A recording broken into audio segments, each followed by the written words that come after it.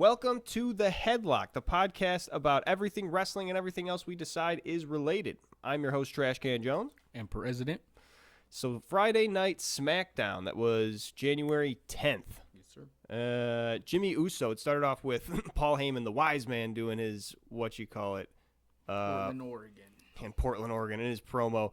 But I like the fact that they now have, just the bridge between the brands, so you can see Paul Heyman on both shows. He's like, it's a funny little consistent. He's always there. But Jimmy Uso coming out to save him was pretty dope. The whole Tama Tonga and him coming to corner him. Yeah, pretty but good. it's kind of bogus how Paul Heyman's like, "Hey Cody, congratulations, dude, congratulations and everything." And then but also he wants Roman, his title back. Roman wants his shit back, dude. So it's like you're gonna have to see, and that's I don't get I feel I'm coming into this beef a little late, but I feel like KO coming out of the mic was absolutely correct. He's just like, hey, you did this to yourself. You wanted to buddy up with them, and now they're like, true, bro. Right, and now Cody's going to be mad at KO. Yeah, come on now, man. When he said that, bro, I was like, oh, snap. He's not wrong, bro. It's like, yeah. You trusted them. I told you this was going to happen. And Cody should be mad at Paul Heyman, and then but now he's still mad at KO for some reason, just because, I don't know. Smart storytelling, bro, but it still doesn't make sense. He's telling you to your face, this was going to happen, did happen, and then he's still, beating up on KO. Yeah, I don't get it. It's weird. It's dope storytelling, but it's perfect storytelling. I can't wait to see where that progresses to. The KO's whole thing, I was just like, yeah, the whole time, fuck you, Cody. I don't know all the details of this, but you're a dumbass. Man, it's funny. Yeah. KO comes out, Cody leaves to attack him, and Paul's just turns around and he's like, oh, fuck, you guys did this to me back then. He's like, you're gonna do it to me again. Jimmy Uso coming out with a save though, pretty sweet. Comes out with some dope music like his brother, bro. And actually beats the 1-on-2 for a little bit. 1-on-2, yeah, it was bro. wild. I didn't expect that, but it's you kind of have to do it, bro. It's you're throwing all the love to Jay. Right. You gotta throw the love to Jay because it's his twin, bro. Yeah, right, or else he's just gonna be left behind. You got to, but it's dope, bro. Yeah, he destroys both of them. Pretty sweet. It clears the ring with him. It's clears the ring actually with them, pretty bro. sweet. Yeah, and style too, just straight super kicks to the dome. See, I feel that's the thing. It was cool, and I really don't think they're doing the super kicks right. Still, even though they're only doing them the Samoans, the Jacob Fatu and Tama Tonga, they're the ones that can take it, sort of deal. But it makes sense for them though. But everybody else does it, bro. Right, so that's what I'm saying. It makes sense for the Samoans because they got the hard head, but everybody else doing is it's getting played out a little bit. Yeah. But yeah, and then numbers game end up taking over. The Samoan Werewolf and Tama end up beating up Jimmy, but then Cody comes back to help him out. And that sets up the tag match that who's it? Adam Pearce or no? Who's the other guy for SmackDown? The sort of British guy. Yeah. He sets up the tag match. Cody's like, no, don't throw him out. I want to fuck him up right now. Yeah, right. Don't throw him out of here yet. That happens later, right? Because they do throw him out. They throw him out, and LA Knight comes in and just actually kicks their asses out. And he's like, I got a championship to win. Yep. Oh no, that was, yeah, I think that was in the beginning. And they throw him actually out of the building. LA Knight throws him out, and then they come back. Yeah, that was so corny, bro. It was so dumb. So corny. He hits him. I was like, kick their ass. No, I got a championship to win. That was so corny. Yeah. Fucking walks away. Oh my god. It's so ridiculous. Jacob Fatu looked real good in that start showing though, which reminded me of just all around really good. Bro. Yeah, Jacob Fatu versus Cruel. Where is Cruel at? Cruel is one of the biggest monsters on the indie scene, and Jacob Fatu had a match with him right before he went to WWE, the Weapons of Mass Destruction match. They were partners, right? They had a stable together. I think MOW. I would say Jacob Fatu was part of the country unit for a little bit. Yeah. They were the. I forgot who else was in that group, but yeah, Cruel was in it. It was started by Jacob Fatu. Yeah, and Cruel's now leading the country unit in his absence. So that's Cruel he's right there at the cusp. He's a cool looking monster. He's got that wild choke flip. I don't know if I showed you where he picks someone up and flips them all the way around where they land. Dope. I mean, it's perfect crazy. for his character and his gimmick. Yeah. He's like a 7-foot tall monster who can actually move around and shit. It's cool. Yeah. He's like a Jason Voorhees, bro. Yeah, literally. He has the coolest intro too, where it's just sonar noises and then fucking deep bass sounds. That's scary, bro. It's legit scary. I'm ready for him to get signed to like a bigger company, bro. It'd be cool. We need a new monster. Give him at least in TNA or AEW, bro, somewhere he gets more TV time, more exposure. Right. We need a new monster. We don't have the Undertaker. We don't have Kane. The biggest thing we have is the Jacob Fatu, yeah, or Braun Breaker, like the big the rabid dudes. Dog type guy. Yeah, bro. There's no really Omos, but I don't even know where that dude is. Right, but even then, he's just like big guy. We're talking about supernatural monster. Like this guy's dragging a coffin out to the ring and gonna put you in it type shit. It's cool. I need that shit. The next match though, Michin, like I was saying, the absolute biggest cheek. She's got a grapefruit in each of the fucking sides. I thought she looked so I thought it was gonna be one of those things where she was afraid to take shots or was taking face bumps. She was all right. Bro, I'm telling you, Michin is a good wrestler, bro. Keith Lee Hope sees this, he finds you, whoops your ass. She just looks so weird, especially when you see her from a certain angle. Her cheeks are so forward. Like they're almost in line with the tip of her nose. It's crazy. Bogus, dude. I'm not telling lies though. Yeah, but it's funny. Chelsea Green walks out, bro. USA Women's Champion. Mm-hmm. Walks out with her new gimmick, bro. She plays the Miss USA type Miss thing. USA. Is she British? Who? Chelsea Green? Yeah. No. Okay, so it's just Piper Niven that is? Yeah, okay, I thought they were both. She's Scottish, I think. Okay, yeah. European. She plays the Secret Service. So right, like the glamorous Secret Service. Chelsea Green's playing into the more president role. Pretty funny. Yeah, female president. I saw some signs like Chelsea Green for president. Makes sense, bro. Mm-hmm. I think it's a dope gimmick. Pretty funny. She fits perfect, bro, to carry the Women's USA Championship first. I was going to say, they probably made the gimmick for the Women's USA Championship because they debuted it recently, right? Women's USA? Yeah, so they just debuted all those championships recently. So they probably did. They were gearing this up a little bit to be kind of like the John Cena of it. Fit it. How do you feel about how they do the titles, though, bro? They look the exact same. It's just on a white belt. Do you think that they should distinguish it more? Just have a whole different design altogether? Or do you like it? It's just the same, I mean, my opinion is always going to be fuck a women's division. Let the women compete for the men's belts because who cares? Just make it a belt. True. Just make it one division. Do we really care that much that women are going to be these fragile people? Put Nia Jax in there to chokeslam Roman Reigns or whatever. I mean, I agree. I want to see that. But I mean, it's cool that they have their own division, bro. It's I guess they get their own because if not, then it's not going to mesh right. You think Nia Jax is going to get put over? Somebody. True, it makes more room. It makes more room, bro. Because if they mesh that, bro, I thought you meant something. No, I wasn't saying get rid of them completely. I was saying have them compete with the men. I'd like to see cruiserweights for a luchador against a really good female wrestler. They could put on a really great match, and it would push the women as much as it would the men. It was sick seeing Chyna back in the day, bro, against Chris Jericho and all those people, bro. Seeing her against Eddie, those are dope matches back then. She was putting on good shows. Even though she wasn't the best wrestler, but I was gonna say other people made her look good. It was. I like seeing it back then as a kid, bro. I thought it was dope. I think it would legitimize the women's division a little bit more because that's where I feel the problem is. It's basically like you're saying, just a copy of the men's division, but literally, if it's just on a white strap and now is a little bit less, then how are you not going to think of it as anything else besides the second class division? That's perfect. What I was about to say, I feel like they should just make it look completely different, bro. Give them a completely different looking belt. Why are you gonna it's the same thing, just on a white belt, right? But at the same time, you don't want to make it like the Divas belt, like it used to be. No, you don't want to make it to where it's this is the girls' belt type thing. True, I guess, but you can make it look still cool, bro. But just for the women's, so it doesn't have to be on a white belt. Right, doesn't have to have butterflies and shit on it. Make a dope looking design for a women's belt. Right, and the Divas belt was literally just a tramp stamp with Divas on it. They all hated it. That was belt, so bro. bad. They're we want it because we need a title, but I don't want to hold this, dude. Right, it's the worst tribal tattoo looking ass belt. Yeah, for real.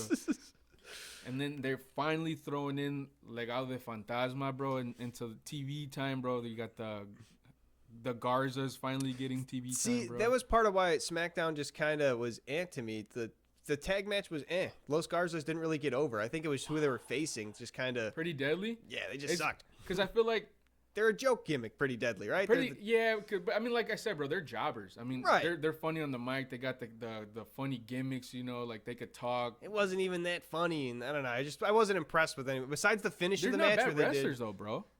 Yeah, no, everything was up fine technically. Like I didn't see any like botches type things. It was just kind of didn't grasp me. It was boring. The guards are they're really good, bro. I feel like the guards are really good. Their finish was really cool. I don't know if it's their tag finisher where they were like holding the one guy up and then flipped him all the way around. Yeah, that was that's cool. Their finisher. That's their finisher. But yeah, it was just kind of a lackluster match for me. They didn't really get over with me. Yeah, because you don't really see much of them, bro. I mean, Pretty Deadly. Sorry, but I don't need to see them, bro. Yeah, but like the I guards, didn't need to see them either. They're really good luchadors, bro. They need that TV time. Put them against somebody else. Don't put them against Pretty Deadly because you're not gonna take them seriously, bro. Right? Why the hell are Pretty Deadly dressing like Booker T and Stevie Ray too? With the fucking the neck things and shit. It looks so weird. They got their nipples showing. They remind me, off topics, but the School of Rock guitar player. I don't know if you remember. He wore this literally the exact same thing. Just leather sleeves, nothing else. Yeah, bro. And it's got all the things draping down. I think I do remember. Yeah, he was talking to the prince. He's like, "Oh, you're Prince? Well, that's cool. That's cool." He was talking to the old lady. Yeah, it's cool. Anyways, but it's like the Garzas, bro. Is like they come from a long line of legends, bro. Oh yeah. Yeah, they come from a super long line of legends, bro. Like they started off their career in AAA working with a bunch of legends, bro. So they come from a long line. They get brought up with legends, work with a bunch of talent growing up. Like they're really good tag. And for me, like the really good tag for the tag division, bro. But they just don't get the TV time that they deserve. I was gonna say they seemed pretty good, technically sound. Their finishing move was real interesting, but yeah, I just didn't really. That probably was the opponents they had. Just didn't really get to show off a whole lot of flash. They're just super mid card like gimmick, bro. Like they do like the little like claw mark. Like, what does that even mean? Like they just need to explain themselves more, bro. Like Santos Escobar doesn't get put over enough for them to be like a top team in the tag division. So it's like they need to push them more. Is what I'm trying to say. I get you. LA Knight versus Shinsuke. An okay match, but the blow for blow, especially all of Shinsuke's selling, just so bad. So bad. Now you know my frustration. Like now that he's not being corny, bro, like now his wrestling looks flat. It's so flat. It's real bad. My problem with him was like he was a good, strong style wrestler. Right. But his corny was gimmick.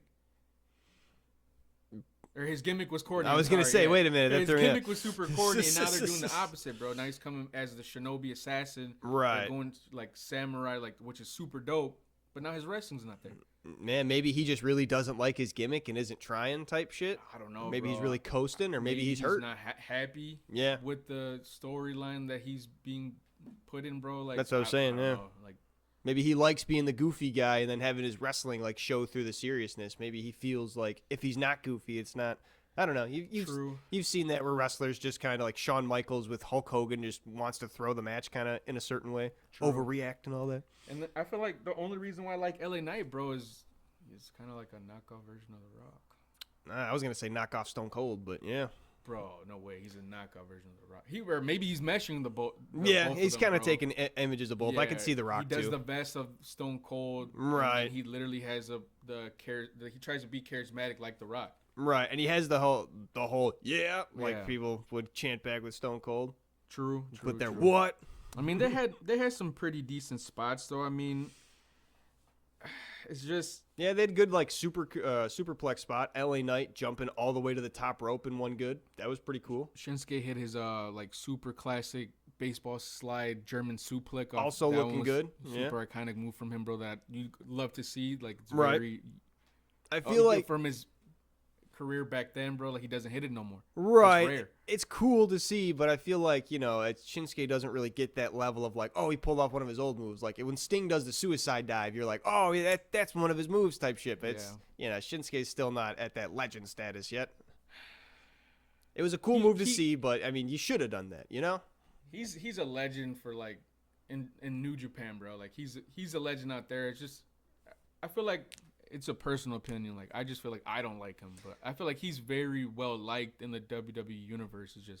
It's a personal thing. Yeah, I think I'm leaning towards your personal opinion more too. Don't really like him a whole lot. I feel like if he was giving it all he got, bro, and they've really thrown in that strong style, then I'd probably like him more, but they're not. Yeah, for whatever reason, he's just not coming through. Yeah, but Jacob Fatu gets his lick back on LA Knight. Interferes. He interferes with he was about to win. He was about to win his title back against Shinsuke. But DQ, no contest. I forget Jake if was like, you thought, my boy. I forget who called it out, but like as soon as LA Knight threw him out of the arena, they were like, "Oh, that might come back to bite him in the ass," and then of course it did. Of course, my boy has to hit that oversold. Or that they do it too much, bro. That moonsault. I'm gonna say it every single episode. I feel like, but it's a big guy doing a moonsault. It's cool. It's a good cool. Don't give it to me every 5 seconds. That's what I'm saying with the super kicks, man. Don't end every fucking match with the super kick. What are we doing? Yeah, and Bam Bam Bigelow was cool when he did the Bam Bam salt, but he would do it once a match, and you barely would see Bam Bam Bigelow. True, very true. Yeah, and then you got Cody and Jimmy coming out again, because. Super cool. LA was getting his ass kicked. And that's when Cody pulls out the no, don't throw them out. I want a match with their asses right now. Extends the beef, then pretty sweet. Their match for the main event. And then next we got the Motor City Machine Guns, Alex Shelley and Nick Saban with A-Town Down Under. There's that Austin Theory, and I forget what the other guy is. Grayson Waller. Bro. I feel like A-Town Down Under is one of those. Hilarious. It's hilarious. It's one of those gimmicks I just got to show to a lot of different people. Be like, even if you don't like wrestling, you'll probably enjoy this. But they're, bro, it's so stupid. How old is Austin Theory before we even finish? He's got to be one of the younger ones, right? Like 31. Oh, what? No way. Just wait. I was looking up the Motor City Machine Guns. They look old as fuck. I'm about to blow your mind. No way Austin Theory's old. He's not past 40. He's only 27. No way. Whoa. Austin Theory is 27 He's even younger? He's younger than me, bro. That's crazy. Exactly. That dude can move in that ring, bro. How long has he been wrestling? I assume most of his life, yeah. He started off super young. He started off in NXT super young, bro. He started off in the indie scene. He just blew up like super fast in the indie scene. He's one of the few guys that I've been brought to my attention, not just for his wrestling ability, but for his sells ability, which is super. Why do you think, bro, he's gotten a sell against like the most legendary, iconic wrestlers in the game, bro, at such a young age? The way he sells the curb stomp is always one of my favorites. Like literally balancing on the side of his head and shoulder and stuff. It's stunner, bro, is beautiful. It's so good. He puts so much work into it. It's like a lost art almost, where when you see someone like Shinsuke, you're just kind of like, oh, come on, man. Like, you're not even trying to do it. And versus Austin Theory, who's like just right to the point of not overdoing it. It's like, ooh, just perfect, bro. Sweet spot, exactly. And he's so young, bro, and like, oh, so good. It's just cool to see that we got a lot more to see from him and Grayson Waller, because Grayson Waller, I'm pretty sure, is not that much older than him. Yeah. Really? At least I think. That's wild. Yeah, there's definitely an overselling. Like The Rock, when he sells the stunner, I absolutely hate it because he does like the hand plants backwards and shit. That's just too much. The Rock. Whenever he gets hit with a Stone Cold Stunner, he's like doing a back somersault, like hand springing and like. I'm pretty sure they always. I think that was a thing in the back, though. I'm pretty sure. Yeah, no, he wanted to keep upping it, just keep going like, crazy. Let's just see who could oversell the stunner the most. Grayson Waller, though, 34. All right, so he's a little bit older. That's crazy. Older, but bro, 27 to be like, he's literally at one of like the top spots in the WWE for his like tag teams are concerned. Yup. Like, I feel like Austin Theory, bro. I didn't like him because he played a good heel. I was gonna say you're not supposed to like him. You're not supposed to like him, but like when he's on the mic, bro, and he's wrestling, like that dude is. It's great. Yeah, that dude is it. That's wild. I didn't know he was that young, but that's pretty cool. He's one of the more entertaining fucking tag teams. Motor City Machine Guns, they're good. I don't really understand their whole like gimmick other than they're just from Detroit. Just that rugged Detroit like. All right. Gimmick, I guess. I mess with it. I think it's dope. Yeah. It's just funny to think though, like they got good like high flying, like good speed action, especially being like the little cruiserweights that they are. Like you kind of forget, but when you see him standing next to Austin Theory, you're like, oh, you're a little man.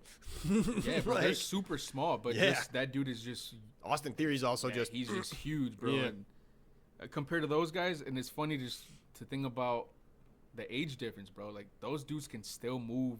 Yeah. With these younger guys, bro. Like Motor City's like they're pretty good. It's probably put some respect on their name, basically, bro. I was gonna say I don't know a whole lot about like the the health and detriments and all that, but I imagine just being like a smaller guy probably is easier for you to go like longer into your career, just because you have like less like damage to your body, less stress you're putting it on. Like it pays off to get like big and bulky because then you can like pad yourself more, but it probably shortens your. I was about to say, yeah, you're right. For the long run, bro, can you imagine like somebody like a Bobby Lashley getting slammed compared to like right. Alex Shelley dude is super small, bro.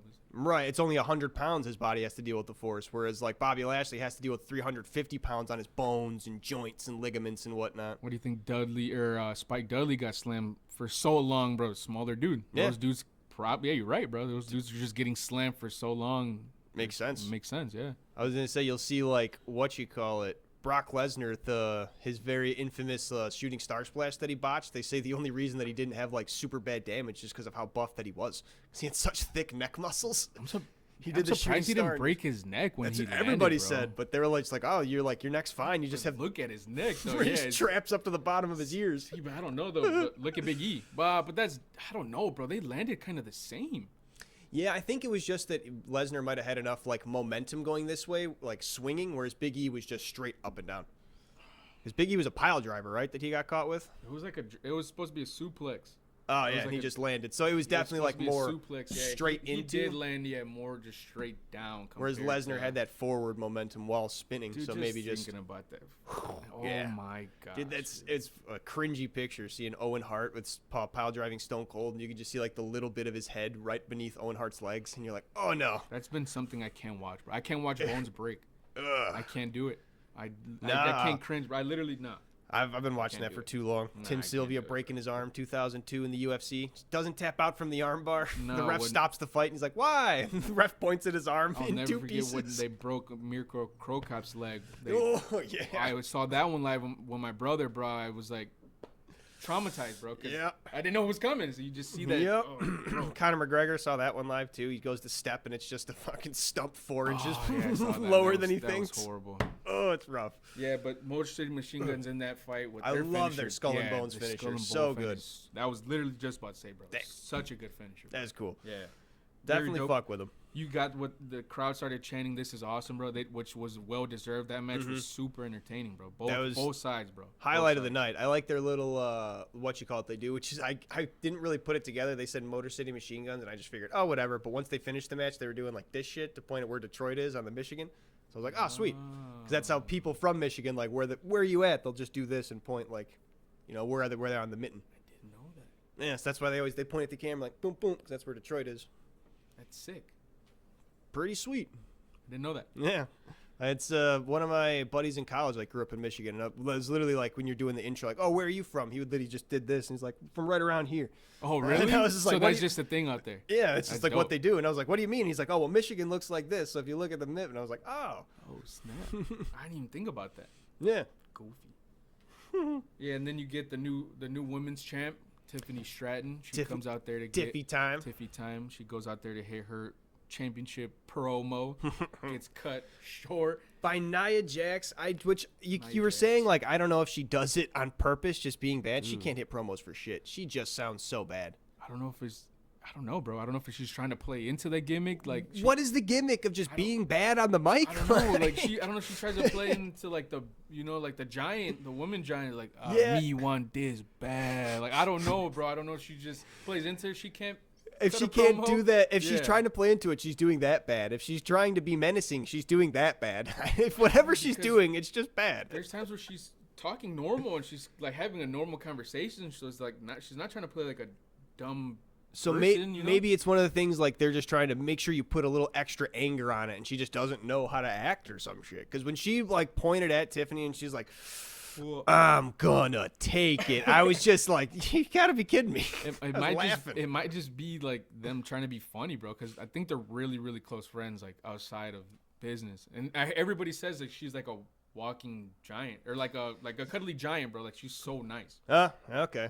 She also, I really don't like Nia Jax's just whole like wrestling thing. I understand she's supposed to be the giant, and they used her pretty well in the match, but like she's definitely not the type to go through like chain wrestling and things like that, like all the technical classics. Yeah, that's not her wrestling style, though. I feel like she should put a little effort into doing that, at least some, because she just comes in and then pushes somebody off, picks someone up, throws them, and then they clothesline her outside the ring, and it's like, okay, the Giant did her thing, but now let's get back to the wrestling, I guess, because she's going to be outside taking a water break literally for a little while.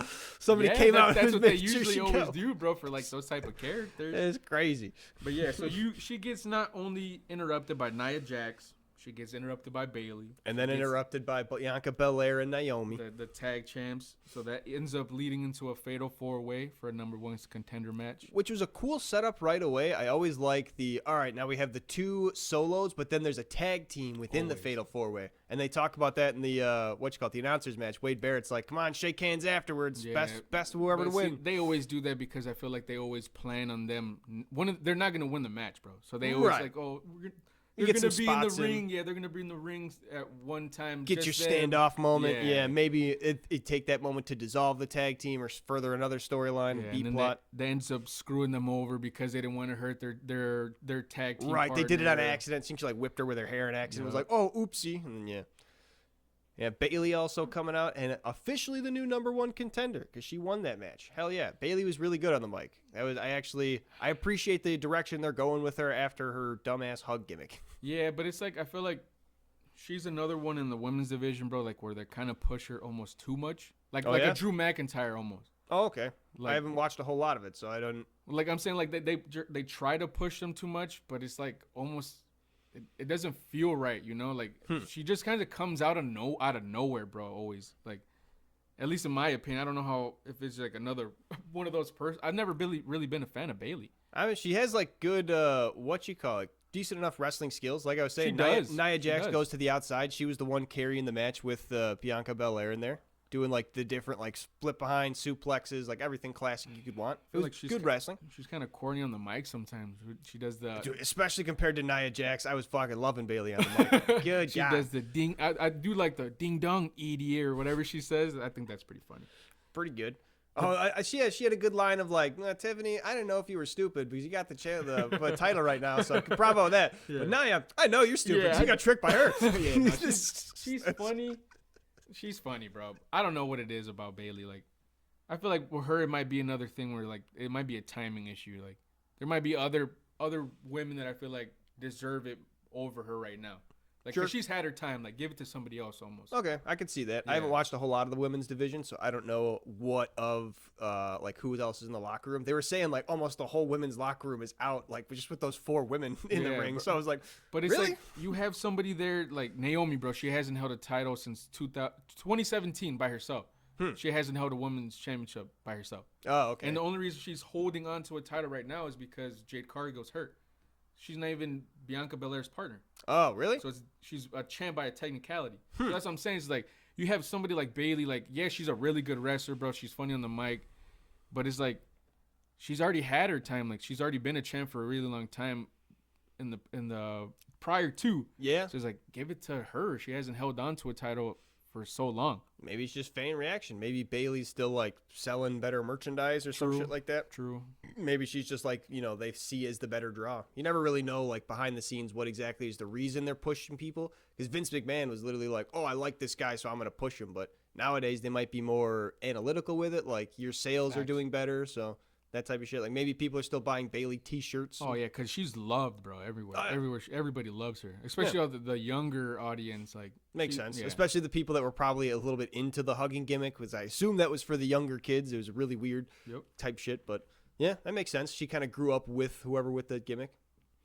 I dig it. She's got that half-shaved hair look. I dig that. I can't lie, purple hair especially. But it was pretty much wrapping up SmackDown. You got any final thoughts? We're missing the last match, though. Was that? I thought the last match was the number 1 contender match.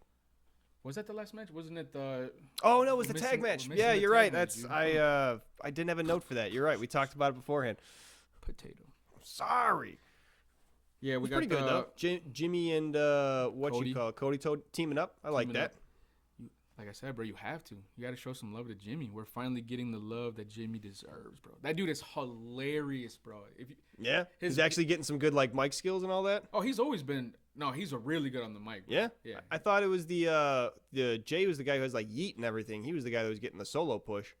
Oh, I forgot why he took, because Jimmy took a little bit time off. I don't know if it was, I think it was like he had like some serious stuff going on like outside of the ring. So he kind of took like some time away. So like that's why Jay got like a kind of like a big push, bro. Because I mean he was by himself. Yeah, that makes sense. And I remember when he came back, he tried to basically be like the copycat guy, like, oh, I'm gonna do this type thing. Who, Jimmy? Yeah. Because Jay would do the yeet, right? So Jimmy would do the no yeet, right? Yeah. So is that like after he came back? Or is that before he left? It was kind of after. Yeah, he was kind of after he came back, and then they kind of squashed the beef, you know. So like now they're back obviously together now. Cool with each other. But yeah, it was a dope match, bro. Yeah, they kept pushing that KO and Cody feud, distracting Cody again, which I don't get. Why is he still super mad at KO? He should actually be turning against the Bloodline. If they're going to be coming after his championship, especially, like, what the hell? Yeah. KO's not the enemy at the moment. Enemy of my enemy. True, but yeah, I don't know. I don't know what they're gonna do. Like, maybe what if KO takes it from him, bro? What if KO's the one that takes the title off of Cody? Then KO's gonna be the next target for the Bloodline because they're only after the championship. They don't give a shit about Cody.